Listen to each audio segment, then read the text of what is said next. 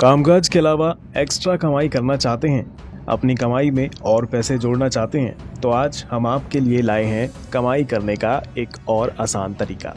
ATM का इस्तेमाल तो आप सभी ने किया होगा। इमरजेंसी में पैसा निकालने के वक्त एटीएम ही काम आता है। लेकिन इस बार एटीएम से पैसे निकालने की बारी नहीं है, बल्कि पैसा कमाने की बारी है। जी हाँ, हम बात कर रहे हैं एटीएम फ्रेंचाइजी लेने की। एटीएम की फ्रेंचाइजी लेकर अब आप पैसे भी कमा सकते हैं। कैसे, चलिए जानते हैं। एटीएम फ्रेंचाइजी लेने के लिए कुछ बातें आपके लिए जानना बेहद ज़रूरी है। जैसे एटीएम फ्रेंचाइजी कोई बैंक नहीं देता है। बैंकों ने ये काम थर्ड पार्टी वेंडर्स को सौंप रखा है।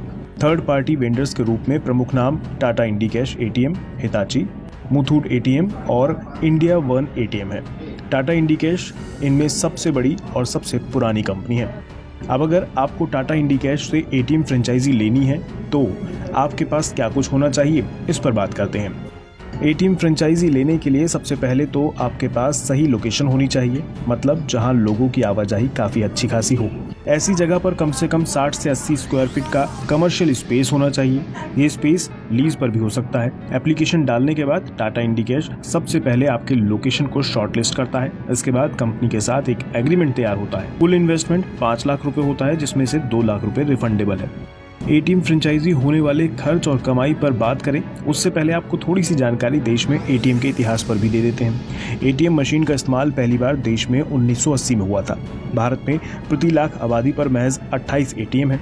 आबादी के लिहाज से वैश्विक स्तर पर हम काफ़ी पीछे हैं, क्योंकि वैश्विक औसत 50 एटीएम का है। ग्रामीण इलाकों में एटीएम की पहुँच अभी भी ना के बराबर है। आरबीआई की सितंबर 2020 की रिपोर्ट के मुताबिक पूरे देश में एटीएम की संख्या 2,34,244 थी। हर साल औसतन 2,60,000 करोड़ रुपए का निकासी एटीएम से होती है। ये टोटल करेंसी सर्कुलेशन का 10% है। भले ही डिजिटल जमाना हो रहा है, लेकिन अभी भी एटीएम से कैश निकालने का काम होता है और काफ़ी हद तक होता है। अब आते हैं मुद्दे की बात पर। एटीएम फ्रेंचाइजी लेने के लिए कितना खर्च होगा? एटीएम शुरू हो जाने के बाद सभी ट्रांजैक्शन के बदले में आपको कमीशन मिलता है, लेकिन यहाँ ध्यान देने वाली बात यह है कि एटीएम के रखरखाव की जिम्मेदारी आपकी होगी। इससे जुड़ा खर्च भी आपको करना होगा, मतलब electricity bill payment, carpenter works, housekeeping और वहाँ की साफ सफाई आपकी जिम्मेदारी है। इसके लिए 1 साल का लॉक इन पीरियड भी होता है। उससे पहले एटीएम ब्रांच बंद करने पर 1 लाख रुपए पेनल्टी के रूप में काट ली जाएगी, यानी 2 लाख रुपए के रिफंडेबल अमाउंट में से 1 लाख रुपए काट लिए जाएंगे। इसलिए एटीएम फ्रेंचाइजी लेने से पहले एक बार ज़रूर सोच लें।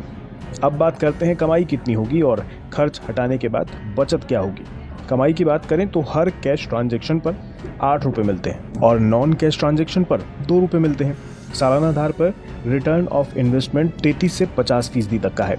आसान शब्दों में एक अनुमान के तौर पर कैलकुलेट करें तो अगर एक दिन में आपके एटीएम से 250 लोगों ने ट्रांजैक्शन किया, जिसमें 65% कैश ट्रांजैक्शन और 35% नॉन कैश ट्रांजैक्शन हो, तो मंथली इनकम 45,000 रुपये के करीब होगी।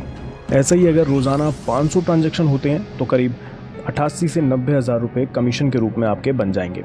ऐसे में अगर एटीएम स्पेस खुद का हो तो इलेक्ट्रिसिटी और सिक्योरिटी गार्ड का कुल खर्च हर महीने का 20 से 30,000 रुपये के बीच में होगा। इस तरह एक महीने में कम से कम आप 15,000 रुपये और ज़्यादा से ज़्यादा 50,000 रुपये तक की कमाई कर सकते हैं। वैसे कमाई इससे ज़्यादा और कम दोनों हो सकती हैं। ये इस बात पर भी निर्भर करता है कि वहाँ कितने कस्टमर्स रोज़ाना आते हैं और कितनी ट्रांजैक्शन करते हैं। उम्मीद है ये जानकारी आपके काम आए।